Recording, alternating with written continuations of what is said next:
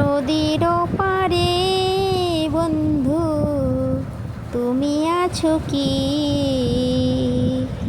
নৌযাত্রায় বহন করে ঘুরে ঘুরে বেরিয়েছি সুখের ঠিকানা খুঁজতে। জল যেমন শান্তি তেমনও অপরূপামের মতনই ভয়ঙ্কর। নৌকো ও মাঝি নদীতে চালায় মাঝি, এখানে এ মাঝিতে কোনো দাঁড় নেই, শুধু আছে দড়ি।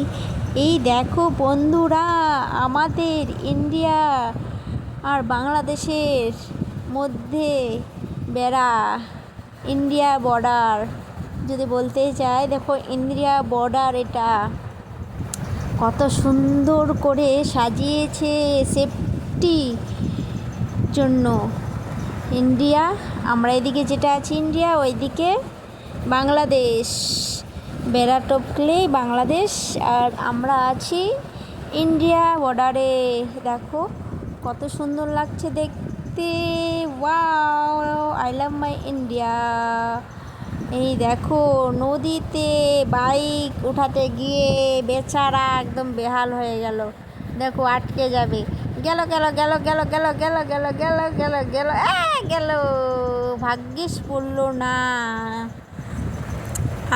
মাঝি নামিয়ে দিচ্ছে সবাইকে এপার করে। সবাই নদী থেকে, নৌকা থেকে নামছে, নদী থেকে নয়। এই দেখো ছোট্ট মাঝি দাঁড় বেয়ে বেয়ে যাচ্ছে না, দড়ি টেনে টেনে বেয়ে বেয়ে যাচ্ছে আর সবাইকে পার করছে নদী থেকে এপার থেকে ওপার। মধুময় পরিবেশে দাঁড়িয়ে দাঁড়িয়ে উপভোগ করছি। হ্যালো গাইস, আমরা আজকে নড়বড়িয়াতে এসেছি। তো এই দেখো সবাই মিলে এসেছি। তো মেলা শেষ, তো তবুও ঠাকুর তো বসেই আছে।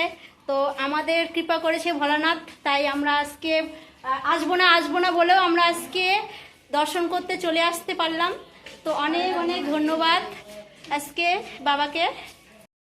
বাইক চালাতে পারে না তাই বলে তা তো নয়, দুর্ঘটনা ঘটতেই পারে কারো না কারোর সঙ্গে, যতই না পাকা ড্রাইভার হোক না, ভাগ্য সাথ না দিলে।